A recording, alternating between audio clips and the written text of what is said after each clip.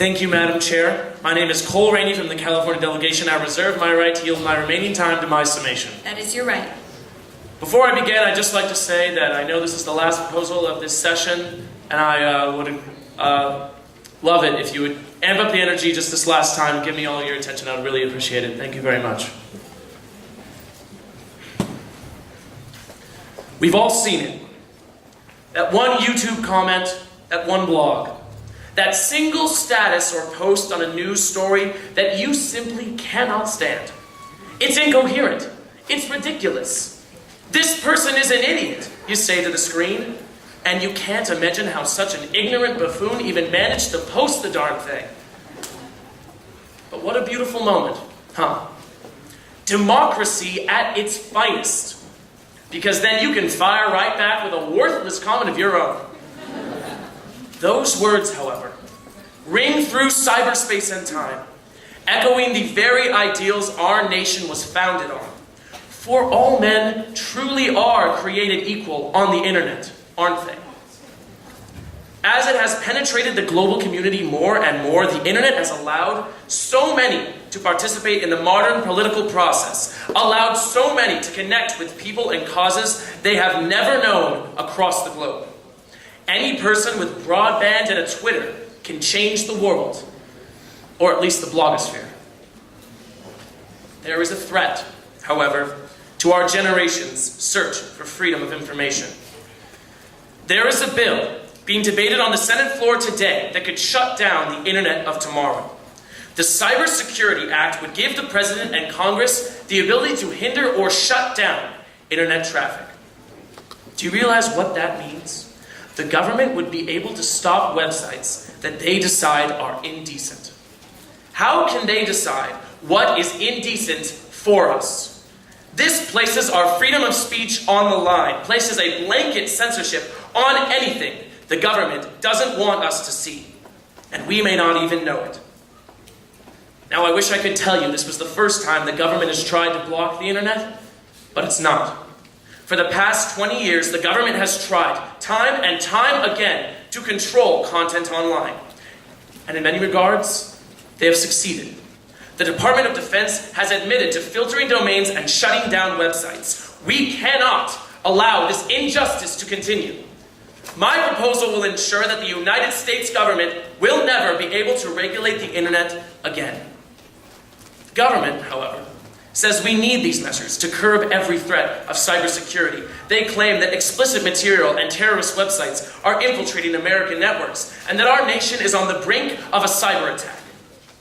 But there are effective ways of pursuing terrorists without infringing on First Amendment rights. Parents have ways of blocking pornography without the government reaching into your computer. As the internet is making our world smaller, the government is making itself bigger. We all know that the sanctity of the internet is worth preserving. It will surely be what shapes the future of our country and of our world. We have a responsibility to start that future in the right way, not just for Americans, but for all nations. From the citizens of Iran to the great firewall of China to your very own homes. Thank you very much. I yield my remaining time to my summation. Thank you, Madam Chair. Axelrod, Connecticut. Delegates, I would like to start by informing you of a website called 4chan. Some of you may be familiar with it, but for those of you who do not know what it is an image forum on which users can anonymously post anything, any and all content. For those of you who are already familiar with it, you know that this specific website has a reputation, the spreading of child pornography. This disgusting and deplorable content has been determined to be an exemption to a person's First Amendment rights by numerous Supreme Court cases. Thus, it is the right and obligation of the U.S. government to shut down these cesspools of the internet. Not only are there child pornography websites, but there are also websites which enemy insurgents use to bolster their members and which provide aid and comfort to an enemy, as well as helping to organize the enemy for malicious acts towards the U.S. and our allies in both the physical and cyber world. Another reason for these internet regulations is the sheer number of scams in which innocent people can fall. For the same reason we arrest and shut down pickpockets, thieves, pyramid schemes, and Ponzi schemes, and other things of this nature, we must regulate and shut down these things on the internet. General Assembly, let me be clear. I am not in favor of complete regulation of the internet, and I don't want the government's hands in all of my business. But it is clear to me, as it should be clear to all of you, that the government should have the right to restrict dangerous and malicious content on the most widely used utility in the technological world. Thank you, Chair, and I yield the rest of my time. Thank you. Thank you, Madam Chair. Dan Burry, representing the great first state of Delaware.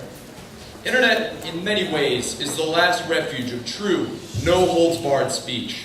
On it, absolutely anyone with both a computer and an opinion is granted a forum to voice said opinion. Likewise, these opinions are available to anyone motivated enough to seek them out. This, my fellow delegates, is the very essence of freedom of expression and the purest form of the First Amendment. No matter what a person's ideas, they should be free to express them and view the expressions of others with similar ideas.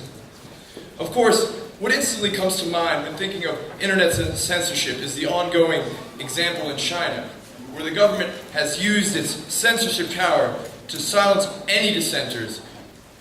We like to think of our country as the land of the free, where we value all of our constitutionally guaranteed rights.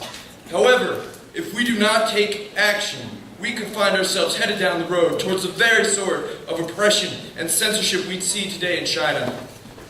Right now, there is a bill being debated that would grant the U.S. government the power to censor anything they deem to be terroristic, a loose definition that can include anything seen as politically subversive. Anything.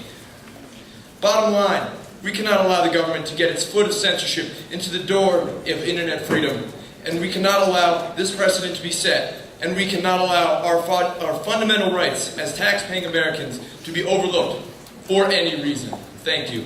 I yield the remainder of my time to the Chair.